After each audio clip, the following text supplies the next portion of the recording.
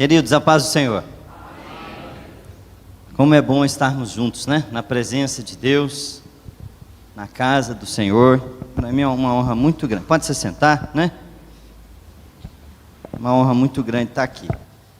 Eu tenho também muitas boas memórias, Jameson, daquele período, né? E uma amizade assim com a família. Cheguei aqui, eu perguntei aí o pastor Rangel, né? Do Leverson, seu pai. Da mesma forma que eu talvez te impactei, aí você vê como é que são as coisas, né? Que aí o pastor Leverson, por um tempo, também foi o meu líder, né? Era vice da igreja, era pastor de jovens. E eu me lembro, inclusive hoje eu sou casado com uma lindíssima mulher, que é a Patrícia, né? E eu me lembro, nunca esqueço isso, eu me lembro um dia que nós estávamos lá, assim, terminou o culto, estava na área, assim, do culto, e eu falei com ele, chamei o pastor Leves, eu sou da cidade de Iporá. Alguém já ouviu falar de Iporá, interior? Muito bem, aqui o pessoal ganhou estrelinha, sabe o que é uma cidade boa, os demais têm a chance ainda de recuperar no futuro. E aí eu falei para ele, pastor, eu vou a Iporá, e eu vou encontrar a menina, eu vou pedir ela para namorar, e eu acho que ela vai ser a minha esposa. E eu queria que o senhor orasse por mim. Aí eu ajoelhei, falei, põe a mão na minha cabeça e ora e me abençoa, porque eu quero casar com essa menina. Fui para Iporá todo animado, porque eu recebi a oração, unção, falei, pronto, agora o negócio vai ser show de bola. E aí lá em Iporá eu chamei ela para comer Lá no Goiás a gente fala que é pit dog, eu não sei, aqui é... Hoje em dia tem tantos nomes, né? Antigamente era pit dog. Vamos ali comer um pit dog. E aí comendo lá um sanduíche. Aí eu, convidei ela para namorar e tal. E ela não quis. Pensa um dia assim que eu fiquei chateado. Voltei para casa triste. Falei, mas agora tinha dado uns sinais. Eu orei, recebi a bênção do meu líder. Falei, agora vai dar certo. Não deu certo. Voltei triste. Mas o tempo foi passando. E eu não desisti, né? Isso é um aprendizado, não desista. E hoje o Senhor me deu essa bênção, que é a Patrícia, e 2 filhos, a Rebeca e o Samuel. E lá em casa é uma festa, graças a Deus, bênçãos, louvo a Deus, sou muito grato ao seu pai. Tenho assim um carinho muito grande por essa família, essa igreja, o pastor Anderson. É muito bom, muito honroso estar aqui conosco. Agora você me deixou em maus lençóis, viu, James? Você falou que eu sabia muito de Bíblia, e aí complicou, porque... A impressão que eu tenho é que não melhorou muita coisa de lá para cá. Mas amém, abra sua Bíblia, 2 Reis, capítulo 4. E é um texto também muito conhecido, quero ler com vocês o início aqui, vocês lembram desse texto? Sim, é muito honroso estar aqui com o Mateus, Mateus nos acompanha, é um jovem lá da nossa igreja, é um líder também. E ali eu trago também o meu abraço, um abraço do meu pastor Gilson, da DETAG, onde a gente tem o privilégio de servir ao Senhor ainda com a juventude, pastoreando jovens, e eu amo muito, prazer, hoje a gente teve um almoço com a liderança da sede, foi muito bom, muito especial, é algo que realmente enche o meu coração. 2 Reis, capítulo 4, verso 1, diz assim, e uma mulher das mulheres dos filhos dos profetas, clamou a Eliseu dizendo, meu marido, teu servo morreu, e tu sabes que o teu servo temia ao Senhor. E veio o credor a levar-me os meus 2 filhos para serem servos, ou escravos, dependendo da versão. E Eliseu lhe disse, que te hei de fazer? Declara-me, o que é que tens em casa? E ela disse, tua serva não tem nada em casa, senão uma botija de azeite. Amém? Queridos, essa história é conhecida, o trecho é relativamente pequeno, são 7 versículos. Nós estamos num contexto aqui de Eliseu. Então vale lembrar que o contexto à época aqui eram 2 reinos, o reino do sul, o reino do norte, o reino de Judá, o reino de Israel. E nesse contexto aqui nós estamos falando do reino de Israel, justamente o norte ali, onde na ocasião quem era o rei Jorão, filho nada menos, nada mais do que Acabe e Jezabel. Pensa uns pais que esse rei tinha, famosa Jezabel da Bíblia, era mãe dele, nessa época ainda era viva, inclusive. O pai já tinha morrido, o irmão mais velho assumiu, Acasias, logo faleceu na guerra, e ele assumiu como irmão, porque o outro irmão ainda não tinha filho, que era o rei à época, então ele assume Jorão, é o contexto da época. Vale lembrar também que Eliseu, servo de Elias, né, andou com Elias, e Elias teve aquele período, os 3 anos, de muita seca, né? Imagina 3 anos sem chover, portanto sem plantio, sem colheita. Imagina, a gente está aqui num período aí pós-pandemia ainda de crise, né, financeira, no Brasil, no mundo. Na época não foi diferente, coincidentemente ou não, né, a pandemia deu aí mais ou menos 3 anos, né, e bagunçou o mundo. Naquela época, bagunçou Israel. A Bíblia tem uma outra situação lá da viúva de Sarepta, que até nas remediações, né, nas imediações de Israel, também teve fome, e toda aquela região ficou sem chuva, e o problema foi sério. E essas coisas demoram a recuperar. Então o contexto aqui é crise para todo lado. Ainda é um contexto de muita dificuldade. E mais, vale lembrar também que não tinha ninguém pior do que Acabe e Jezabel em relação à idolatria, né? E aí está o filho um pouco melhor, a Bíblia cita sobre isso, mas ainda assim um ambiente também de corrupção moral, principalmente espiritual. O contexto dessa família é um contexto muito ruim, um tempo ruim, talvez semelhante ao meu e o seu, de crise em todas as áreas, e nesse caso especificamente uma crise financeira terrível, perdas terríveis que nós vamos ver aqui. Mas o mundo então da época, o contexto da época, é um período difícil. E a gente vê aqui que justamente num período em que a maioria das famílias talvez já não serviam mais ao Senhor, já não tinha mais o temor, já não ia mais à igreja, né? Até porque lá nem tinha assim mais o templo, era Samaria a capital, e desde a época de Jeroboão já tinham bagunçado ali o culto, até um pouco antes, na verdade praticava basicamente o culto a Baal. Então, e ainda assim tinha ali uma família crente, e justo nessa família acontece uma situação tão difícil, perdas tão grandes, uma crise tão complicada. Eu não sei se tem a ver comigo, com você, mas outro dia eu pensei igualzinho essa mulher aqui, eu falei meio que assim, Senhor, não tem lógica, eu sou crente, tem uns ímpios aí, uma vida boa, tranquila, e logo os trem está difícil demais, uma crise, uma situação difícil. É o que está acontecendo com essa mulher.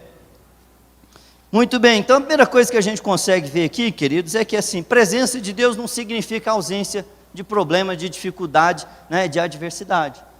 Então não adianta a gente falar, Senhor, mas eu, não tem nada a ver, ao contrário, presença de Deus significa, aí tem uma coisa boa, se presença de Deus não significa ausência de problemas ou de adversidades, significa também, presença de Deus significa que o Senhor vai nos fazer sobrepor toda e qualquer adversidade.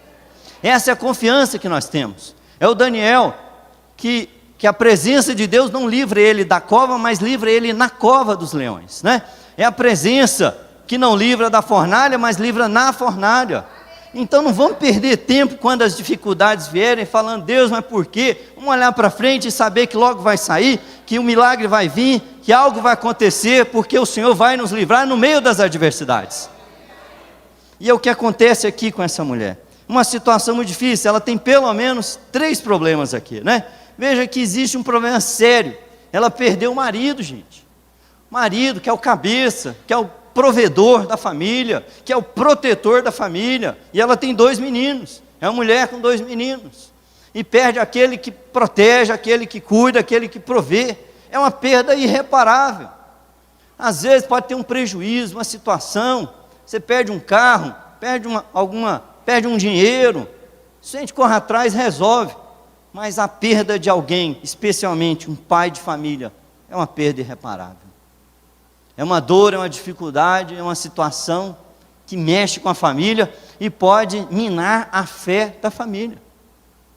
Pode levar a questionamentos. Recentemente uma amiga nossa, né, o pai, a mãe, servos de Deus, servindo ao Senhor na igreja, nós tínhamos feito uma viagem juntos, uma viagem missionária recente, vamos até Iporá, justamente Iporá, foi uma bênção lá, voltou, acho que deu uma semana, ele fez, não sei se deu uma semana, né, o esposo fez uma viagem, na viagem teve um acidente e faleceu, eles têm um filho, né, ficou então a viúva, Marcilene, seu filho, e Satanás começou a aproveitar da situação, mexer com a casa dela, com o filho, com as questões, síndrome de pânico, uma coisa e outra. Então, Satanás sempre vai tentar aproveitar as situações de crise na nossa vida para criar outros problemas ou para gerar situações ainda mais difíceis, né? Mas nós aprendemos aqui que tem esperança, mas é um problema, isso é fato. E aí, diante do problema, daqui a pouco a gente vai ver como é que eu faço para resolver esse problema. Mas certamente, ainda era novo, ainda aprendi uma sequência de perguntas que ajuda muito, né? E eu já usei algumas vezes, né? Diante de qualquer situação, é importante a gente entender qual é o problema, né? Não, a gente sai tentando resolver coisas que não é o problema, e aí gasta-se tempo, energia e foco. Qual é o problema? No caso dessa mulher, ela tinha um problema sério, ela perdeu o esposo, e isso é algo irreparável, não volta atrás, não há o que fazer em relação a isso. Mas além disso, tinha um outro problema, né? Tinha uma dívida, não é isso que o texto diz? Olha só, veio o credor para levar os meus 2 filhos para serem servos. O contexto aqui, vocês sabem naturalmente, o que aconteceu foi, este senhor, diante de uma dívida, né? Às vezes aquele negócio, né? Faleceu, morreu, sepultou, quando menos espera, alguém bate a porta, falar nos termos atuais, é uma agiota, né? Ó, tem uma conta aqui, tem uma nota promissória aqui. Como é que é? Já consegue me pagar agora? Não tem condição de pagar, então tá bom, então vamos levar os meninos, vamos executar essa dívida, e a lei da época permitia isso. A ideia aqui não é nem que seja no sentido de escravo, né? Nós estamos falando de judeu, povo judeu, mas é trabalhar para que esse salário vá pagando essa dívida, né? Por um tempo até que seja paga, ainda que isso dure até 50 anos, que é a história do jubileu. Se não deu para se pagar em 50 anos, ok, vai livre, mas enquanto tiver que pagar, vai trabalhando até pagar essa dívida. Então ela tem um problema que é essa dívida. Talvez eu e você tenhamos hoje um problema que aflige, e essa mulher tem uma situação aqui que ela, né? Imagina, você acabou de perder o esposo e perdeu os 2 filhos. Que situação literalmente assim, desesperadora, angustiante. Será como é que ela dormiu essa noite? Como é que ela passou ali os dias depois dessa notícia? Porque a Bíblia diz aqui que o credor veio a levar-me, ou seja, é algo que vai acabar acontecendo, se não for resolvido vai acabar acontecendo, a lei permitia, é uma situação em que se não for resolvido esse problema, vai acontecer um problema pior, vai ficar sem 2 filhos, e ela naturalmente vai atrás de Eliseu, mas a questão é que às vezes, isso é um aprendizado para mim e para você, problema a gente tem que realmente buscar ajuda, vai resolver, nós vamos ver como é que ela desenrolou isso aqui, mas a verdade é que tem problemas que são possíveis de resolver, tem problemas que só Deus resolve, e tem problemas que não tem o que fazer. A morte do marido não tem mais o que fazer, mas a dívida, ela não tinha o que fazer, mas ela tinha uma expectativa em Deus, de que Deus poderia entrar com provisão. Ela não foi atrás de Eliseu à toa, ela não foi simplesmente para compartilhar um problema, ela não entrou na internet para desabafar e dizer que está com isso e com aquilo, não, ela foi atrás de alguém que ela entendia no seu coração, ela tinha uma expectativa de que Deus podia agir nesse negócio.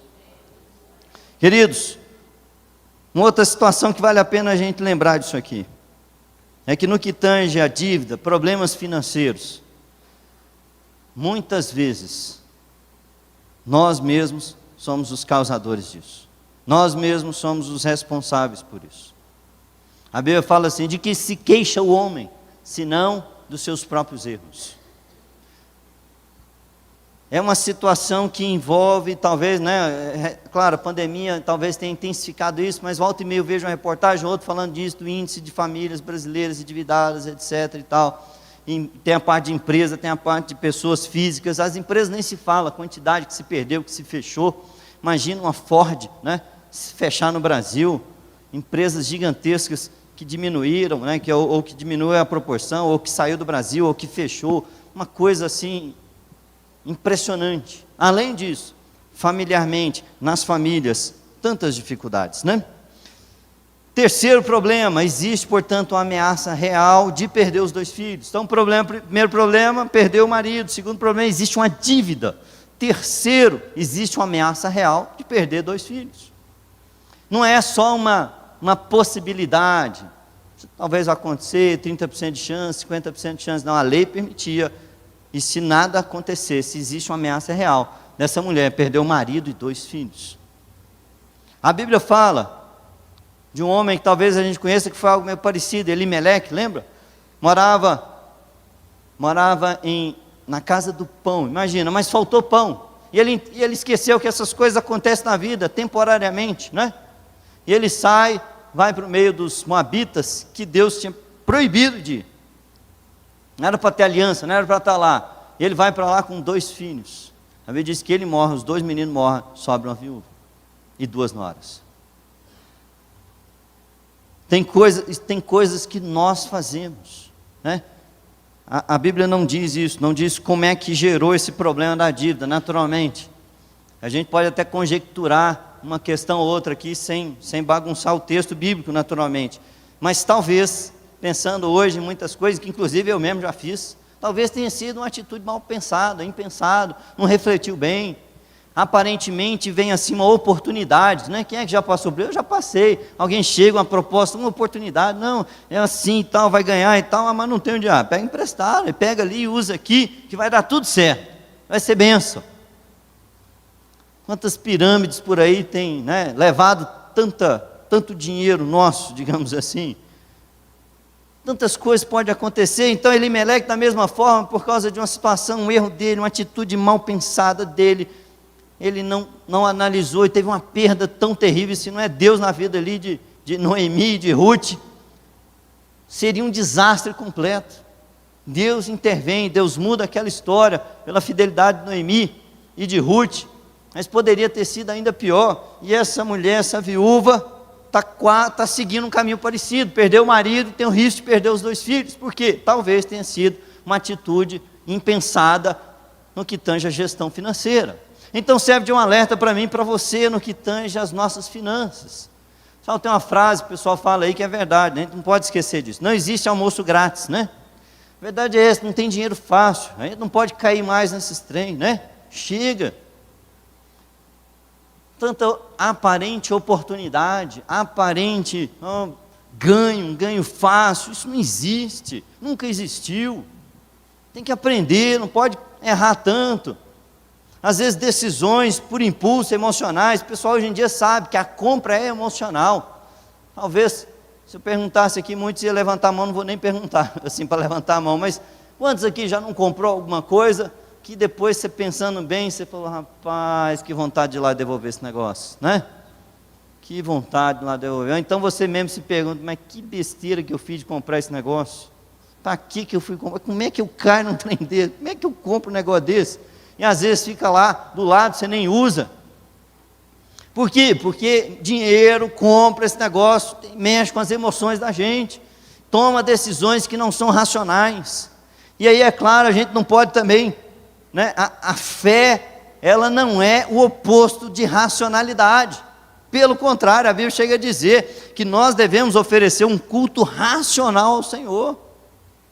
Todo mundo aqui tem consciência, decidiu vir aqui para adorar o Senhor conscientemente, porque entende o propósito de Deus, o propósito que Deus tem para você, salvação, família, etc. Não é algo somente nas emoções, somente no oba-oba, não é uma onda que se passa, mas é algo racional que eu faço. Então as nossas finanças têm que ser racional, nós temos que usar com racionalidade, pensar bem. Outro dia eu li um texto que eu achei muito engraçado, James, e eu levei um tapa assim de luva de pelica, né? Diz mais ou menos assim, nem eu lembro direito não, mas achei interessante.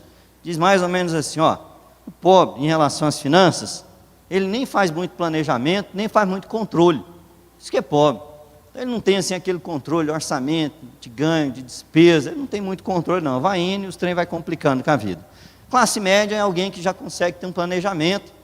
Então ele tem lá a receita, despesa, ele planeja as coisas, mas está ali olhando para o mês, né? Se esforça, dentro do mês dá tudo certo, né? Pagar, às vezes sobrar ou não, que seja, mas pelo menos ele tem aquele controle ali mensal. Agora, aí ele falou um negócio que mexeu comigo, falou, o rico não é assim, o rico não fica olhando só para o mês, o rico já começa a planejar 1 ano, 2 anos, 3 anos para frente, porque ele tem projetos, ele tem metas, né, de um pouco mais longo prazo, então ele consegue fazer investimento, ele organiza o seu dinheiro pensando um pouco mais à frente, está só olhando aqui. E o milionário, aí ele já pensa em décadas e tal, e não sei o quê. Eu achei interessante, porque eu não planejava muitos anos, né? Eu falei, eu estou entendendo alguma coisa aqui. Então, no que tange as nossas finanças, tem que pensar, tem que ser racional, porque às vezes a gente coloca a família em risco, coloca outras pessoas em risco, coloca em situação difícil, coloca em situações que às vezes a gente se vê num aperto, e muita gente pode sofrer por decisões que nós tomamos. Mas voltando ao texto, tirando essa parte de conjectura, o mais importante aqui é, o que eu e você temos que fazer para sair dos problemas, né? Ou sair de uma situação difícil. Claramente, nós temos aqui uma viúva numa situação desesperadora, uma situação que realmente, se ela já, a perda no marido é algo que não tem como resolver, a dívida é algo que ela não consegue resolver, e ainda diante do eminente fato de às vezes perder os seus 2 filhos. A riqueza que lhe sobrou, os filhos, a herança de Deus, sendo ameaçada de forma real a se perder. Então essa mulher tem uma atitude fantástica, que ela vai atrás de alguém, e essa é a primeira coisa que eu aprendo, ela vai atrás de alguém que pode ajudar. A Bíblia diz então, olha só o texto, uma mulher clamou a Eliseu, uma mulher das mulheres dos filhos dos profetas. A minha versão diz, outra versão vai dizer dos discípulos, né? Vale aqui lembrar rapidinho, só para a gente entender o que isso significa, que há um tempo atrás, e aqui nós já estamos no período dos reis, já tinha bastante tempo. Se a gente voltar no tempo, lá com Saul, né? Um pouquinho antes de Saul, a gente chega em Samuel, na época o sacerdote Eli, né? E aí a gente tem a história de Ana, 1 Samuel, que ela pede ao Senhor um filho e fala: Senhor, se o Senhor me der, já é seu, já está combinado desde o início. Ela é estéril, Deus ouve a oração, dá o filho, ela de fato entrega ao Senhor. Samuel na prática é criado então, quase entre aspas, não é criado, a verdade é que ele não é criado pela mãe e pelo pai, ele fica ali muito novo, provavelmente 3, 4 anos, uns 4 anos de idade, ele já vai para o templo. A Bíblia diz que depois de desmamar, né, ele já foi entregue ao templo, foi criado ali, por um sacerdote, com uns filhos meio doido inclusive. E ele tem ali uma história brilhante, algo, né, em outro momento, poderia compartilhar muita coisa boa de Samuel. Mas o fato é que Samuel inaugura algo muito extraordinário, que é chamado a Escola dos Profetas. Ele começa um projeto extraordinário, chamado Escola dos Profetas. Se você olhar aí na sua Bíblia, em 2 Reis, no capítulo, você voltar um pouquinho atrás aí, capítulo 2, por exemplo, bem pouquinho, vai falar justamente da transição de Elias para Eliseu. Então, um dado dia, a Bíblia diz então que ele sai de Gilgal, que é o capítulo 2, Elias sai com Eliseu, e ele faz um tour, né? Sai de Gilgal, vai para Betel, de Betel, acho que para Jericó, Jericó ele passa o Jordão, e o Senhor o leva num redemoinho. Depois ele volta, faz o trajeto. E em todas essas cidades existia uma escola de profetas. Se você olhar o texto, você vai ver. Quando Eliseu chegava, por exemplo, Betel, a Bíblia diz que, né, os filhos dos profetas ali ia lá, recebia ele, acompanhava. É como se fosse, ele tivesse ali um lugar para ele ter um suporte junto. E provavelmente ele dava aula, provavelmente ele estava ali, ele fazia esse giro, né, Elias, depois Eliseu. Não era à toa, ele estava sempre ensinando nessas escolas. Isso começou lá atrás, com Samuel, e veio ao longo do tempo. Então em Gilgal tinha uma escola, lá em Betel tinha escola, Jericó tinha escola. No caso de Jericó, a Bíblia chega a dizer, por exemplo, que no mínimo tinha 50 alunos lá, porque pelo menos 50 acompanhou Elias e Eliseu, para ver, ou ficou ali meio de perto, para ver quando o Senhor tomou a Elias. Então este homem que morreu, a Bíblia vai dizer então, o título era filho de profeta, era o título usado. Mas a verdade, só para a gente ficar claro e entender, é que o marido dela era um desses alunos dessa escola de profeta. Por isso que ela vai dizer aqui, olha, é seu servo, você conhece ele, você é o professor dele, você sabe dele, você sabe de quem que eu estou falando. Uma outra característica fantástica aqui, que a gente vê aqui, é que ele tinha um compromisso com Deus, um compromisso com Eliseu e um compromisso com a mulher. Ela fala sobre isso. Então, dentro desse contexto, a Bíblia vai dizer, então, a primeira coisa que ela faz, ela procura ajuda de quem pode ajudar. Ela procura Eliseu. Então, essa é a primeira coisa que eu aprendo a compartilhar com você, querido. Será que diante dos problemas, e aí a gente tem 2 ou 3 possibilidades. Primeiro, pode ser que a gente simplesmente não peça ajuda, e aí vai sofrendo, e aí não é fácil perceber que problema, quando você não resolve, parece que vai aumentando, é igual bola de neve. O tempo não resolve problema, ele esclarece, ele ajuda, ele dá tempo, mas não resolve por si só. O que resolve é a atitude, é a ação, né? Tempo ajuda a esclarecer, evidenciar, ajuda uma coisa ou outra, mas não resolve por si só o problema. Quantas pessoas que eu já vi falando, não, a situação tal, não, melhor vamos deixar passar, e ele carrega ali um problema por tanto tempo. Problema tem que ser resolvido. Então, se diante de um problema, a primeira coisa que eu aprendo, querido, você precisa procurar ajuda. Tem que procurar ajuda, ajuda de quem possa ajudar. Você fala, não, mas eu já orei. Amém, às vezes Deus atua de forma direta, mas Salmo 119, Salmo 118, aliás, um verso antes, um pouquinho antes do 119, vai dizer assim, o Senhor está comigo entre aqueles que me ajudam. Deus vai te ajudar por meio de pessoas, Deus vai usar pessoas para te ajudar. Deus vai agir por meio de pessoas que estão à sua volta, Deus vai levantar pessoas, mas você tem que querer, tem que ir atrás, não é também ficar aqui, Senhor, então manda alguém, e você paradinho, não, tem uma parte sua, tem uma atitude sua, tem um papel seu de procurar ajuda. Agora, geralmente, qual é o problema? Por que quem não procura ajuda? Ou às vezes é ignorância demais, né? Não posso fazer isso não, é o homem que está com um problema lá na próstata e não quer ir lá fazer o exame por ignorância, né? Sendo bem claro aqui no exemplo. Dentro desse contexto, às vezes problema conjugal na área sexual, tanto homem quanto mulher, hormonal, uma coisa e outra, procura ajuda. Às vezes é ignorância, a mulher não quer fazer um exame lá ginecológico, por isso, por aquilo, não, procura ajuda. Outro dia, falando com uma pessoa, falei, rapaz, então vai num psiquiatra. Ele falou, não, você está achando que eu sou doido? Aí outro dia eu escutei uma frase boa, falou, não, psiquiatra não é para quem é doido, é para quem não quer ficar doido, então é melhor ir logo. Melhor ir logo, né? Tratar, ajuda profissional, só estuda anos, tem algum conhecimento, tem alguma informação para ajudar. Então, querido, a gente tem que ter, e aí, outro motivo muito comum, a verdade é que, ou a ignorância, ou timidez, no sentido que às vezes não quer se expor, ou às vezes a questão, talvez o principal seja, efetivamente, o orgulho. Eu falando com uma pessoa, falou, não, mas aí eu tenho vergonha, eu não... Em outras palavras, ela disse assim, mas aí vai mostrar que eu estou com um problema. Orgulho, vaidade, arrogância. Isso não vem de Deus. O desejo de Deus não é esse. Essa mulher não está se importando se o Eliseu vai achar que ela está lá com um problema, que não, ela quer resolver o problema. Foca em resolver o problema. Diferentemente de você ir para a internet e falar com todo mundo, né? Se expor, não é isso que está falando aqui. Falando de ajuda especializada, gente que consegue te ajudar, gente que tem autoridade sobre o assunto, mas procura ajuda. Quantas pessoas já viu, então depois que arrebenta tudo, que acaba o casamento, aí vai procurar ajuda, aí às vezes não dá mais. Começou o sintoma, percebeu o problema, procura ajuda. Às vezes, né, não diria 100%, mas sempre é possível ajudar, mas tem situações que realmente acaba a possibilidade de se recuperar. Acaba as chances. É claro, Deus sempre pode fazer milagre, mas Deus espera e conta com a minha atitude e a sua atitude. Nós temos que procurar ajuda. Nós temos que, antes que o problema, antes que o caldo entorne, antes que arrebenta o fio de prata, vai dizer lá o Eclesiastes, tem que procurar ajuda.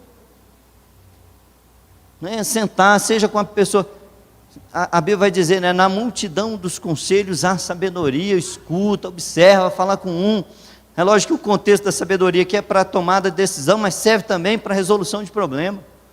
Escuta, fala com quem possa ajudar. Se não resolveu, vai atrás de outro, mas procure ajuda. Coloque isso no seu coração, coloque uma humildade no seu coração. Senhor, me dá essa humildade para eu conseguir pedir ajuda. Eu estou precisando. Tem gente que ora, que chora, Senhor, pede ajuda e nada acontece, e Deus está falando para você, dá um passo e pede ajuda para uma pessoa. É aquilo que você pode fazer. Deus faz aquilo que eu e você não podemos fazer, mas Deus também não vai fazer o que eu e você podemos fazer. Por quê? Porque Deus não tem, né, crianças, meninos o tempo todo. Ele tem expectativa de que nós vamos crescendo. Ele é o Senhor dos exércitos e entende que eu e você somos valentes nessa terra. O desejo dele é isso, ou seja, Deus nos dá o privilégio de ser co-participante com Ele, em muitas coisas, de realização e de atitude. É aquilo que a gente vê lá na conquista de Canaã, o povo foi à guerra e Deus deu a vitória, mas foi à guerra, saiu, procurou ajuda e Deus vai fazer um milagre, mas tem uma atitude, tem um papel a ser feito. Não ignore isso que Deus te chamou para fazer. E aí, claro, tem muita coisa que realmente a gente não quer compartilhar. Você pensar na área sexual, área financeira, tem muita coisa que a gente não quer compartilhar. Então peça a Deus sabedoria, Deus vai levantar alguém, né? Mas você tem que dar um primeiro passo, olha, procure nesse sentido, fala, Senhor, com quem que eu vou falar? Às vezes fala com a sua esposa, com quem que nós vamos pedir ajuda? Essa mulher não teve dificuldade, a Bíblia não entra nesse aspecto, mas ela recorreu de fato a alguém que poderia ajudar, ela foi até Eliseu. Às vezes o seu pastor, o seu líder, procurar uma ajuda em uma área, uma dificuldade, e claro, de novo, a gente precisa entender isso e não pode ignorar isso, procurar ajuda de quem possa ajudar, quem tem autoridade no assunto, né? Como é que você quer falar com alguém, compartilhar uma situação de criação de filhos, de alguém que não tem pelo menos uns 3, 4, né? Na bagagem. Eu ainda estou começando, eu estou precisando de ajuda, né? Tem 2 lá em casa, e esses 2 fazem um barulho nessa casa, um movimento nessa casa, mas é uma bênção, glória a Deus por isso. Então a gente precisa de ajuda, tem que ter essa humildade de perguntar. Quando assim que Patrícia estava grávida, eu acho que a Rebeca já tinha nascido, na verdade, minha mãe veio com um livrinho, esse livrinho aqui é bênção, hein? Esse aqui foi o livro que eu usei para corrigir vocês, para ensinar vocês. Ela achou esse livro, 40 anos, né? Depois, e ela deu lá e realmente, uma bênção esse livro, né? Quando eu fui casar, minha mãe também pegou um livro lá, mesma coisa, ó meu filho, esse livro aqui, ó, acho que é Ato Conjugal, né, o livro? Esse livro aqui, leia, tal, para você, vai te ajudar. A gente precisa de ajuda, tem que ter essa humildade. O pessoal aí diz aí, algumas frases que eu concordo muito, se a gente tem problema em alguma área e não consegue resolver, é porque está faltando informação, e tem gente que tem, ué. Se a gente tivesse formação não tinha mais problema, se a gente soubesse lidar já estava resolvido, não é isso? Mas se está sofrendo uma dificuldade é porque precisa de ajuda, então procure ajuda. Essa é a primeira coisa que eu aprendo, vamos avançar um pouco mais. Segunda coisa que eu acho extraordinária nesse texto, é que essa mulher, isso aqui é uma palavra que eu amo, essa mulher soube fazer uso das palavras de uma forma muito adequada. A Bíblia, vocês vão lembrar desse texto, Provérbios capítulo 18, vai falar assim, olha, a vida e a morte estão sob o poder da língua, e o que bem a utilizar, comerá do seu fruto. Esse texto é tão extraordinário, está falando assim, olha, a vida e a morte estão sob o poder da língua. Como é que você está usando isso? E essa mulher usa muito bem. Ela chega e fala assim, olha, meu marido, teu servo, morreu, e tu sabes que o teu servo temia ao Senhor, mas ficou uma dívida.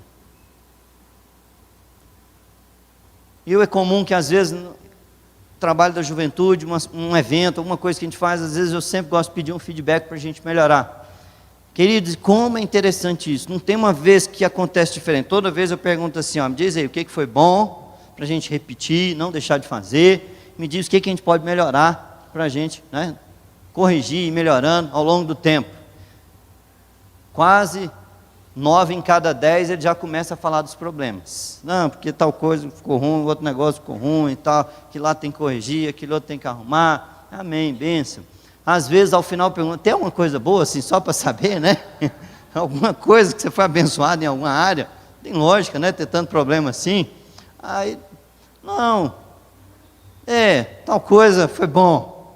Tem que esforçar assim para pensar em alguma coisa boa. Mas o ruim está na ponta da língua.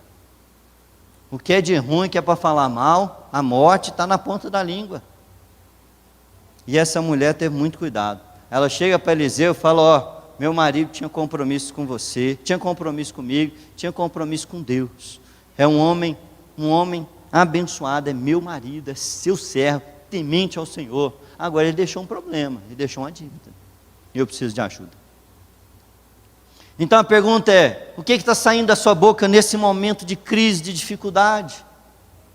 Será que está saindo da sua boca, não tem jeito, agora vai acabar, agora vai de mal a pior, ó céu, só vida, Deus esqueceu de mim, Deus me abandonou, Deus não gosta de mim, tal pessoa é aquilo, tal é o mundo, a economia, o governo, o presidente, tudo é problema.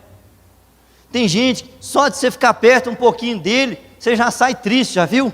A conversa é tóxica, é uma conversa que te joga para baixo.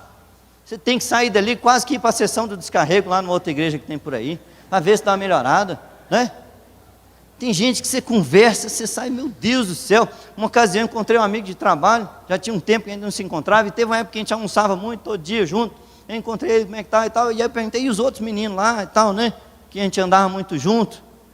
Ele falou, rapaz, eu não sei. Eu falei, como assim não sabe? Ele falou, não, eu parei de andar com ele. Mas como assim parou de andar? O que aconteceu? Aconteceu alguma coisa? Eu falei, não, aquelas conversas lá, na hora do almoço, estava ruim demais, eu decidi, eu não quero mais ficar com isso não. Só reclamação, só isso, só aquilo. Eu falei, amém, benção, está no caminho da benção. A primeira coisa, você tem que ter consciência do que está saindo da sua boca. Tem gente que nem percebe. Ele está falando palavras de morte o tempo todo, isso pega, isso tem poder. Queridos, essa questão da palavra é tão forte. Eu tenho lembrança minha, de infância. Vocês terem noção do que é uma palavra que sai da boca de um pai para um filho. Meu pai, interior lá em Porá, né? Capital do universo lá de Porá, a gente morava lá. Meu pai trabalhava por muito tempo, ele trabalhou com máquinas pesadas, trator de esteira, então eu lembro disso. E aí eu lembro de uma situação, meu pai estava mexendo com aquelas esteiras, trator, mexendo com aquilo ali, um material pesado, e eu, curioso, até hoje, provavelmente eu estava meio perto, não lembro os detalhes, mas eu lembro que eu estava lá, querendo ver, curiando, e meu pai usou uma expressão assim, não, foge menino, foge, que é para sair de perto, né? Para não ficar lá, né? Senão pode machucar. E eu lembro, olha só a lembrança, eu de menino, a lembrança minha de menino, que eu lembro que eu fui para casa e falei, tá bom, então eu vou planejar a minha fuga. Olha só isso. E eu lembro de eu planejar tudinho. Aí eu pensei assim, não, eu sei onde está a escritura da fazenda, que tinha lá um armário dele, debaixo, lá ficava a escritura. Eu falei, vou pegar a escritura, vou pegar o cartão do banco dele, porque eu sei a senha, e vou fugir, que dá para eu pegar um dinheiro no banco, e qualquer coisa tem a fazenda, vendo essa fazenda, que eu devia ter assim, 6 anos, 7 anos, um negócio assim. Olha o plano de fuga. Por causa de uma palavra, uma expressão. Foge, menino, no sentido de afastar, que é perigoso. Mas a criança não tem esse entendimento. De 0 a 12 anos, a criança está formando, ela não tem discernimento. O que você fala para a criança é literal. O que sai da sua boca, esse é o entendimento dela. Ela não tem esse julgamento para entender que é uma ironia, que é isso, que é aquilo, ela não tem. Então cuidado com o que sai da sua boca. Uma outra situação era minha mãe. Também eu lembro disso assim com clareza. Eu lembro, aí eu devia ter o quê? Uns 4 anos, que nem era a primeira série, era prezinho. Mas eu lembro do sentimento da situação. Eu lembro no intervalo da aula, eu ficar assim num canto, sem brincar com ninguém, querendo brincar. E eu não tinha nem coragem de ir lá me aproximar dos meninos. E eu lembro uma situação que até um deles me chamou, eu fiquei todo feliz. Mas geralmente eu ficava mais recatado. Por quê? Porque na minha cabeça eu pensava, não, eu não vou porque eu sou feio. Eles não vão querer brincar comigo porque eu sou feio. Essa é a lembrança que eu tinha. Depois eu não tenho outras lembranças disso, né? Tempo passou, um dia, minha mãe deu essa experiência. Aí que eu conectei uma coisa com a outra. Minha mãe falou assim, essa lembrança eu já não tenho. Uma vizinha me viu um dia chorando num canto lá. O que foi, né, mãe? Você está chorando? Não, minha mãe não gosta de mim porque eu sou feio. Ela, ué, mãe, não tem nada a ver. Aí foi lá e falou com a minha mãe. Você falou alguma coisa? O que foi? Eu estava ali chorando, dizendo que ele é feio. Ela, ué, mas será? Não, às vezes eu falo, sai para lá, menino feio. No sentido também de ficar incomodando, sabe? Os meninos ficam, era eu, em cima, enchendo o saco e tal. Ela, sai para lá, menino feio. Expressão assim, sem pensar. E eu com aquele negócio na cabeça, mente de criança. Ela falou isso para minha mãe, a mãe naturalmente corrigiu. E realmente eu não tenho mais lembrança disso. Eu acho que até que inverteu o negócio depois, eu achei que eu estava muito bonito, inclusive. Deus inverteu a situação. Mas a mente da criança. E aí depois disso, depois que eu tive esse entendimento, quando eu escuto um pai falar com o menino, se eu estiver perto é difícil de eu não falar. Nossa igreja tinha uma situação lá que tinha um pai que brincava com o menino. Ô, cabeção, olha a cabeção desse menino. Olha aqui, menino que absurdo. Mas pensa uma ira que me dava, até que por fim eu cheguei para ele, não, para com isso, pelo amor de Deus. Aí contei, expliquei, né? Eu lembro de uma outra situação, de pai também, um filho mais velho, porque menino é diferente, né? Os pais aí sabem, menino pode ser gêmeo que é diferente, no sentido de trato, de jeito, de proximidade. E às vezes um pai se identifica mais com um, mais do que o outro, o jeito, facilidade de tratar e tal, porque é tudo diferente. Qual o grande risco do pai tratar diferente? Né? Ou dar uma certa preferência. Pensa um negócio destruidor, é preferência em casa, né? Todo mundo deve ter tido algum tipo de experiência com isso. Que Deus nos livre, mas ouviu ou ficou sabendo. Preferência destruidora. Então sempre que eu vejo alguém também, às vezes na fala, no jeito, eu falei, rapaz, pensa bem no que você está fazendo, observa, não cria esse problema para você, né? E a boa notícia é que se corrigir, fica tranquilo. Na minha lembrança de que eu era feio, foi só um tempo, depois eu achava que era bonito demais, né? Também fui enganado nesse aspecto, né?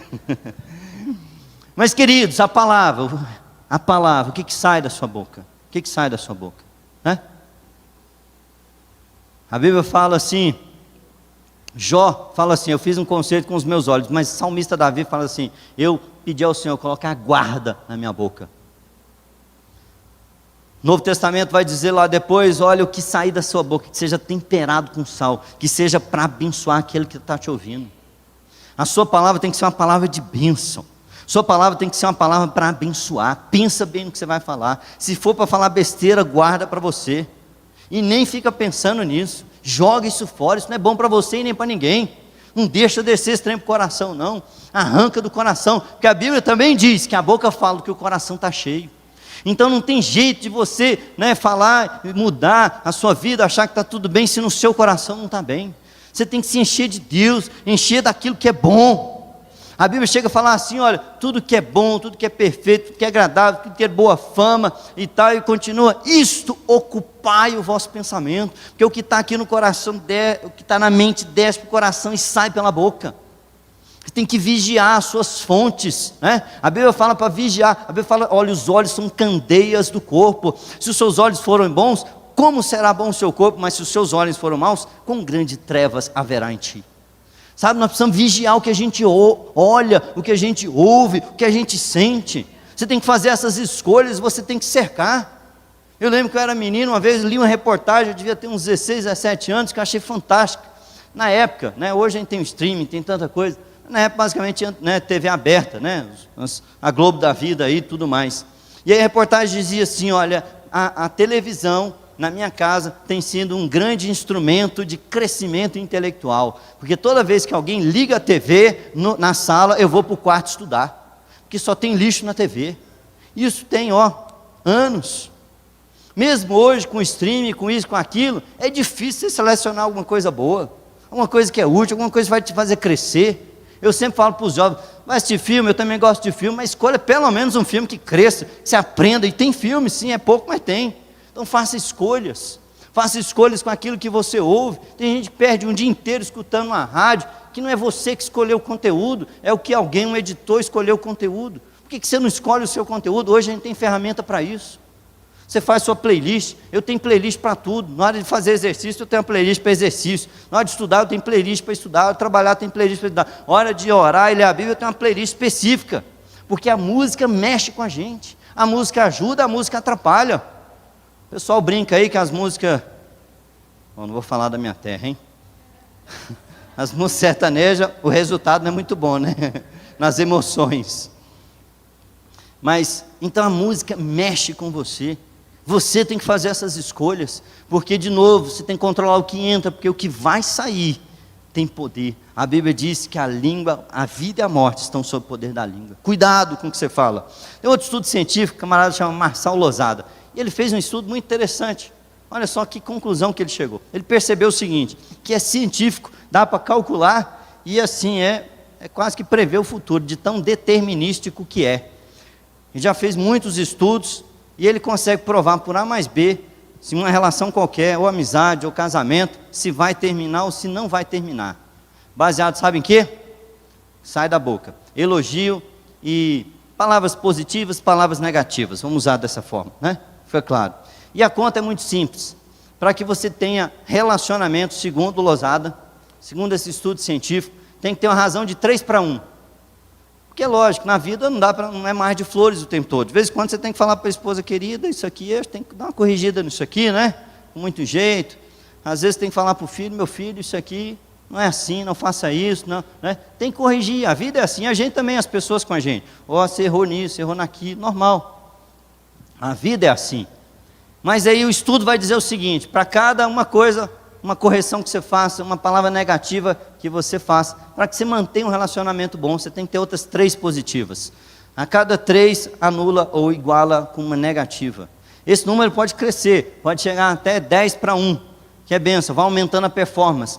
Esse estudo chega a dizer que a performance pode aumentar de 35% a 50% se você usar as palavras de incentivo. Aí falando de ambiente de trabalho.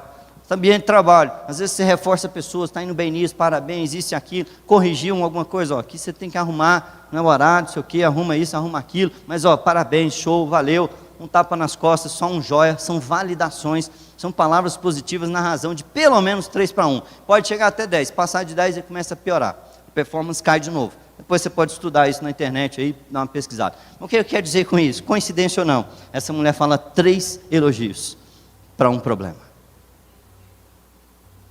Coincidência ou não, essa mulher ela vive esse princípio de ser uma abençoadora com as palavras. Então, meu marido tinha compromisso comigo, que é meu marido, tinha compromisso com você, Eliseu, tinha compromisso com Deus, mas ele deixou uma dívida. Nós precisamos usar bem as palavras. Nós temos que ter sabedoria a usar as palavras. Pensa bem no que sai da sua boca. Pensa bem, faz um cheque.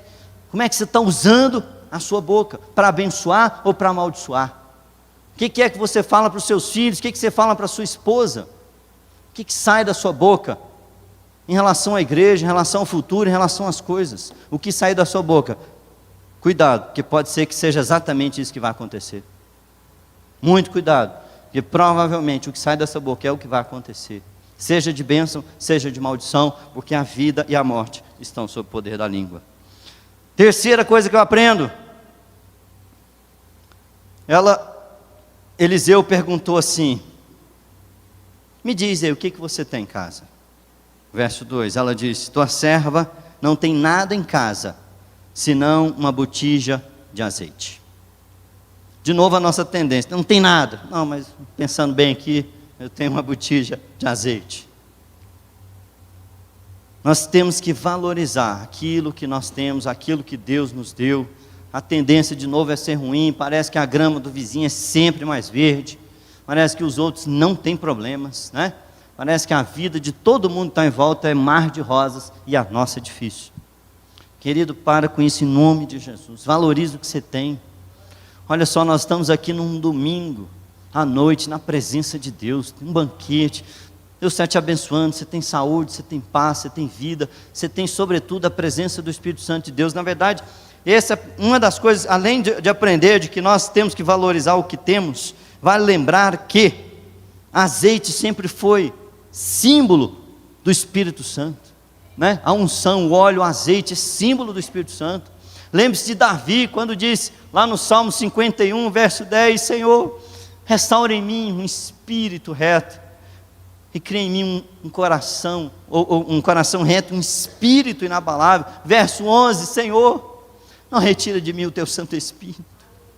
Sabe, a presença do Espírito Santo muda tudo na nossa vida.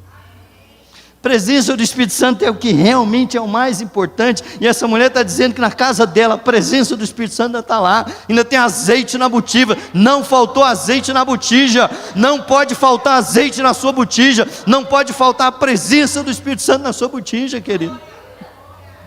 Mas o Espírito Santo é sensível, a Bíblia diz que ele tem ciúmes de nós, ou seja, se você não der atenção para ele, ele fica chateado com a gente. Precisa dar atenção para o Espírito Santo, precisa invocar o nome do Senhor, precisa trazer ele para perto. Espírito Santo, eu quero o Senhor na minha casa. Você, homem de família, você é o pai de família, você é o chefe da sua casa, você tem que profetizar o Espírito Santo sobre a sua casa, sobre a sua família. Eu e a minha casa serviremos ao Senhor, já diz o profeta Samuel. É uma responsabilidade minha e sua cultivar o Espírito Santo, andar com o Espírito Santo. Essa mulher, essa viúva, tinha problemas, tinha uma situação terrível, 3 problemas terríveis, mas ela tinha talvez aquilo que é o principal, ela tinha a presença do Espírito Santo, tinha azeite na botija.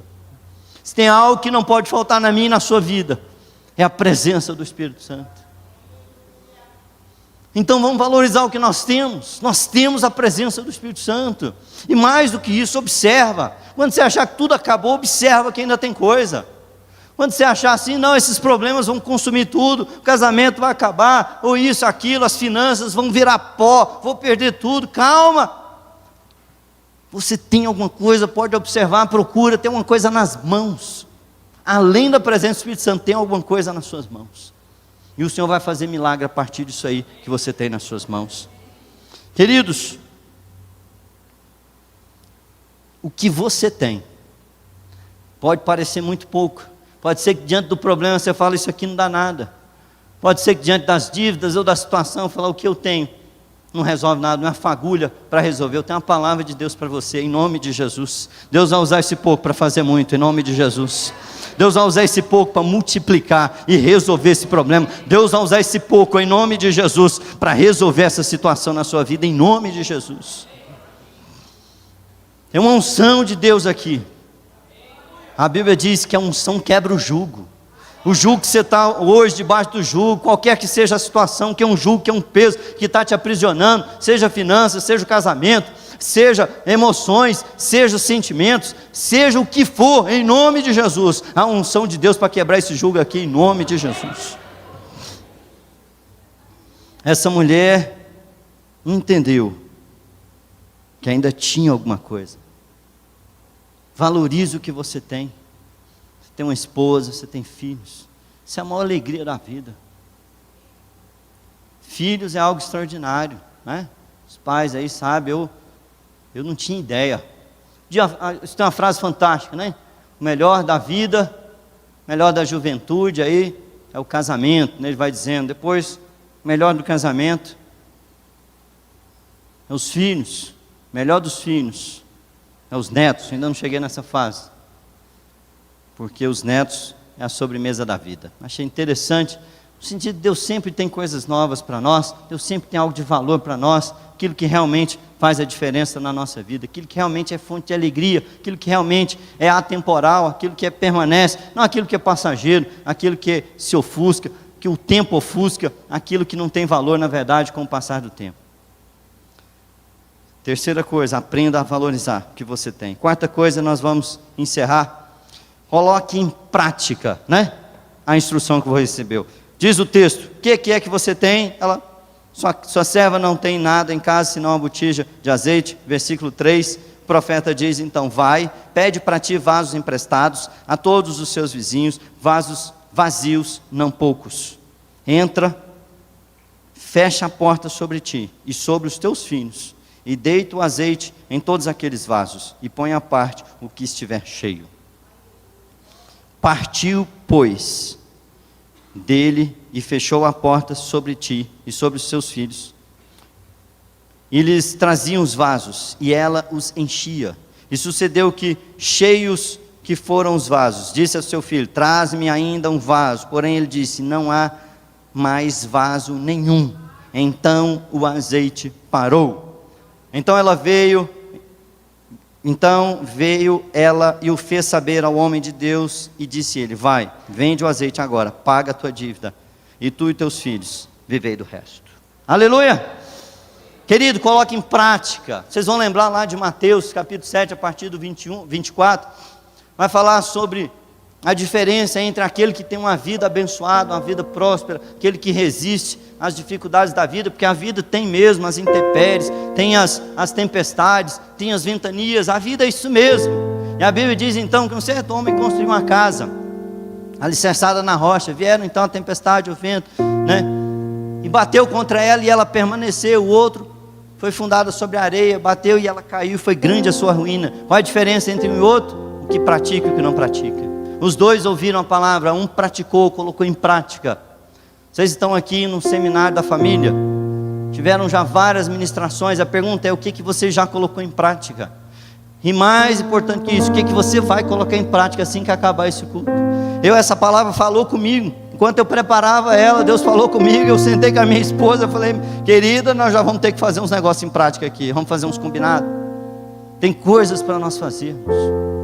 A Bíblia está falando isso para você sentar com a sua família, para você sentar com quem tiver que fazer. Combina o que tem que ser feito e faça. Talvez seja o passo inicial, seja justamente definir quem é a pessoa que vai ajudar, quem é a pessoa que vai te conduzir. É uma decisão, é uma ação que você tem que tomar, algo que você tem que colocar em prática, você tem que colocar em prática. Às vezes tem coisas que Deus já falou, quem sabe durante essa palavra aqui, o Espírito Santo já trouxe para você coisas que você pode fazer para resolver esse problema. É o Espírito Santo te orientando de forma direta. O que você tem que fazer? Coloque em prática. Ah, mas eu fico com vergonha, orgulho. Quebra esse orgulho, mas coloque em prática. Não deixe o comodismo, não deixe as situações. Aproveita que amanhã é feriado, coloque em prática. Ah, mas justamente que é feriado não dá. Então se prepara, se planeja. Terça-feira de manhã você coloca em prática. Em nome de Jesus, você tem que colocar em prática. Essa mulher disse que partiu de imediato a fazer o que o homem fez. Mandou ela fazer, pedir vasos emprestados. Vale lembrar aqui, queridos, que naquela época, e eu tenho uma memória disso, uma memória privilegiada, um privilégio. Vocês vão lembrar que na época não tinha geladeira, né, igual hoje, né, chique, internacional. Tem uma geladeira para você pegar água, né, já pega na porta, geladinha, top. Geladeira aí que falta falar e fazer compra sozinho. Esses dias eu fui na casa de uma pessoa, tinha um negócio lá escrito de Wi-Fi, conecta na internet. Eu falei: meu pai do céu, será que é só pedir e já chega na mão? Os negócios chiques por aí, na época não tinha nada disso. Onde é que se guardava? E eu tenho essa memória. Quem é que já tomou uma água gelada num filtro de barro? Olha aí. Não fica geladinho, né? Tem um gostinho, lógico, mas um gostinho diferenciado, mas é bom também, né? Mas fica geladinho. Então onde é que as pessoas guardavam as coisas? Nos jarros, nas vasilhas, né? O barro mantém uma temperatura melhor, que prolonga um pouco mais. O que eu quero dizer é que não é tão trivial assim conseguir vasos emprestados. Essa pessoa teve que sair nas casas pedindo. Significa que provavelmente ela pediu um vaso. Talvez alguém perguntou: mas para quê? Ou às vezes ela emprestou, mas falou: tem mais de um. Mas para que você quer mais de um, né? Mas aí, não, mas se tiver mais aí, o quê? Mas por quê? O que está acontecendo? Talvez ela compartilhou, ela falou assim: o homem de Deus falou para mim que o meu milagre vai passar por essa vasilha. Pode ser que você faça parte desse milagre. Se você me emprestar, vai acontecer um milagre na minha casa e você vai ter parte nisso. E essa pessoa acreditou, essa palavra deu um apoio, ela emprestou, ela abençoou. Sabe, às vezes a nossa bênção vai passar por algumas pessoas. Às vezes a gente precisa, ou a gente pode estar no lugar dessa pessoa para abençoar outras. Às vezes alguém te fala um plano, fala assim: querido, meu sonho é passar em medicina. E aí tem gente que fala assim: ah, para de bobagem, escolhe outro curso, você vai fazer enfermagem que é melhor, você passa, né? Você não tem condição não.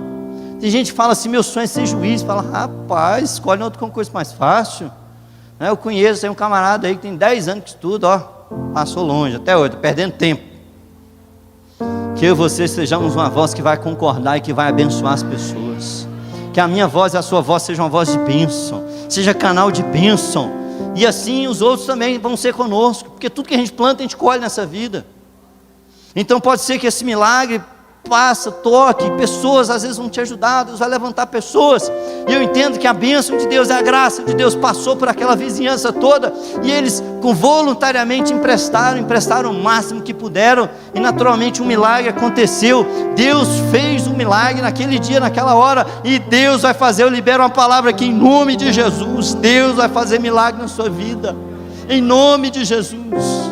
Em nome de Jesus, coloque em prática, busque um conselho, busque uma orientação, alguém de Deus para você, e coloque em prática. Não importa qual seja a dificuldade, o casamento não vai acabar, os filhos não vão se perder, esses filhos vão se voltar, a bênção financeira virá sobre você, essa dívida será quitada, em nome de Jesus. Deus tem bênção para você. Fique de pé.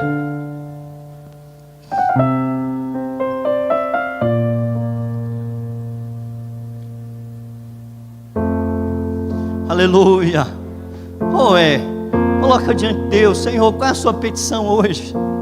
Está aqui presente nesse lugar. A Bíblia diz que essa viúva falou com Eliseu, mas nós temos aqui aquele que é maior do que Eliseu, aquele que ensinou Eliseu, aquele que fez milagres por meio de Eliseu. Ele está presente. Talvez você possa começar essa conversa agora mesmo. Senhor, eu preciso de um milagre. Só para eu ter uma ideia, quem é que precisa de um milagre? Além de mim, porque eu preciso também. Aleluia. Quem é que precisa da provisão de Deus? Deus vai entrar com a provisão, querido. Quero te abençoar, eu quero que você guarde isso no seu coração. Você precisa buscar ajuda. Você precisa mudar e ajustar suas palavras. Você precisa valorizar o que você tem. Você tem que colocar em prática. Você tem que colocar no coração essa decisão de Senhor, eu vou colocar em prática, custe o que custar, doa o que doer. Sabe por quê? A Bíblia vai dizer que Moisés lá no Egito, isso é Hebreus falando, né? Que ele entendeu e ele estava disposto a sofrer o que tivesse que sofrer, porque ele via a glória, ele via aquilo que estava proposto para ele, e ele rejeitou como pequeno as glórias lá dos palácios, lá do Egito, porque ele contemplava aquilo que o Senhor tinha separado para ele. Querido, contemple agora a bênção, contemple agora esse milagre chegando para você, e faça o que tiver que fazer em nome de Jesus. O Senhor conta com você. O milagre vai vir sobre você, mas tem algumas coisas que você tem que fazer, eu e você temos que fazer. Passa por nós também, passa por outras pessoas esse milagre, que o Senhor quer te abençoar e quer usar pessoas para te abençoar. Eu quero orar por você. Talvez o maior milagre que possa ter na nossa vida, como eu disse, aquilo que nós não podemos perder é a nossa salvação, é a nossa vida em Deus, é o azeite da botija, a presença do Senhor em casa. Que se a gente tem problemas, sempre haverá quem possa recorrer. O próprio Deus é o único que pode nos recorrer em toda e qualquer situação. Então eu tenho 2 convites para você. Primeiro, tem alguém que quer aceitar o maior milagre que possa existir nessa terra, que é a salvação. O maior milagre que pode existir, o maior privilégio que possa existir nessa vida, é você ser filho de Deus e andar com Deus. É você ter o azeite da botija na sua casa, é você ter a presença de Deus na sua casa, é você poder acessar ao Senhor de forma direta, é você andar com o Senhor, é você ter uma aliança com o Senhor. Essa mulher, a impressão que eu tenho é que ela não tinha dúvidas de que o milagre dela chegaria, porque ela fala 3 coisas importantes, né? O meu marido era seu servo Eliseu, e ele temia ao Senhor. Essa é uma chave que abre muitas portas, estouramos. E eu pergunto, tem alguém aqui e quer aceitar o Senhor? Fala, Senhor, eu quero andar com o Senhor, eu quero renovar minha aliança com o Senhor.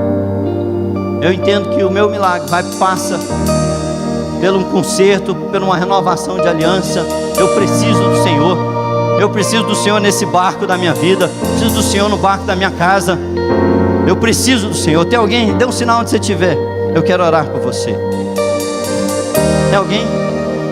Quem é o primeiro? Senhor, eu quero uma nova aliança com o Senhor. Eu quero que o Senhor venha para minha casa. Eu quero um milagre na minha casa. Eu quero o Senhor fazendo esse milagre na minha casa. Temos alguém? Segunda pessoa também não precisa vir à frente. Segundo convite que quero fazer é, se você precisa de um milagre hoje, se você quer a intervenção de Deus, e se essa palavra falou com você, quero que você dê um sinal, que nós vamos orar. Nós vamos orar e a providência vai entrar na sua vida, o milagre vai entrar na sua vida, em nome de Jesus. Senhor, eis aqui os teus filhos, e eu abençoo os teus filhos, e eu peço a tua provisão, eu peço a Deus a tua ação direta. Senhor, eu te peço o teu milagre, Senhor, a tua direção sobre os teus filhos, em nome de Jesus. Tu és o Jeová Jireh, o Deus da provisão. É o Senhor que pode todas as coisas, é o Senhor dos exércitos, é o grande El Shaddai, é o Senhor que não perde batalhas. Senhor, nós te convidamos, nós te clamamos, nós precisamos do Senhor nessa batalha, nós precisamos da sua direção nessa batalha, nós precisamos do Senhor, senão nós naufragaremos, mas nós confiamos em Ti, nós colocamos a nossa esperança em Ti, os nossos olhos estão sobre Ti, Senhor, nós esperamos por Ti, e nós clamamos a Ti, vem, Senhor. E traz resposta aos seus filhos, uma resposta de paz, uma resposta de bênção. Venha, ó Deus, sobre os teus filhos para abençoar e marcar a vida nesta noite. Para a glória do teu nome, eu te louvo e te agradeço.